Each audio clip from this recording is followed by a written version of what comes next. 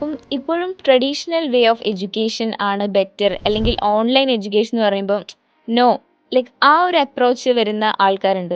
അപ്പോൾ സാറിന് ആ ഒരു രീതിയോടുള്ള പോയിന്റ് ഓഫ് വ്യൂ എന്താണ്? നമ്മൾ നാടോടുമ്പോൾ നടുവേ ഓടണം എന്ന് പറയുന്നത് കേട്ടിട്ടില്ലേ? പക്ഷെ നമ്മുടെ നാടിപ്പോൾ ഓടുകയല്ല ചെയ്യുന്നത്, പറക്കുകയാണ് ചെയ്യുന്നത്.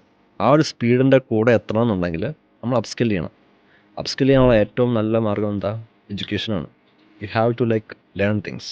അതിന് ഏറ്റവും ഇപ്പോൾ ഉള്ള ഏറ്റവും നല്ല മാർഗ്ഗം എന്ന് പറയുന്നത് ഓൺലൈൻ എഡ്യൂക്കേഷൻ തന്നെയാണ്. The possibilities are endless. നമുക്ക് എന്ത് വേണമെങ്കിലും പഠിക്കാം, എവിടെ വേണമെങ്കിലും പഠിക്കാം, എപ്പോൾ വേണമെങ്കിലും പഠിക്കാം. What else do you need? Traditional എഡ്യൂക്കേഷൻ്റെ ഒരു കുഴപ്പം എന്താണെന്ന് വെച്ച് കഴിഞ്ഞാൽ നമുക്ക് കമ്മ്യൂട്ട് ചെയ്യണമായിരുന്നു. നമ്മൾ ആ ഒരു ലൊക്കേഷനിലേക്ക് പോയി അവിടെ ഇരുന്ന് പഠിക്കണമായിരുന്നു. രാവിലെ എല്ലാ ദിവസവും എണീറ്റ് കുളിച്ച് അവിടെ പോയി ഇരുന്ന് പഠിക്കണമായിരുന്നു. പക്ഷേ ആ ഒരു ഫാക്ടർ ഇവിടെ നമ്മൾ എലിമിനേറ്റ് ചെയ്യുകയാണ്. നമുക്ക് എവിടെയും പോകേണ്ട ആവശ്യമില്ല, വീട്ടിൽ തന്നെ നമ്മുടെ കംഫർട്ടിൽ നമുക്ക് പഠിക്കാം.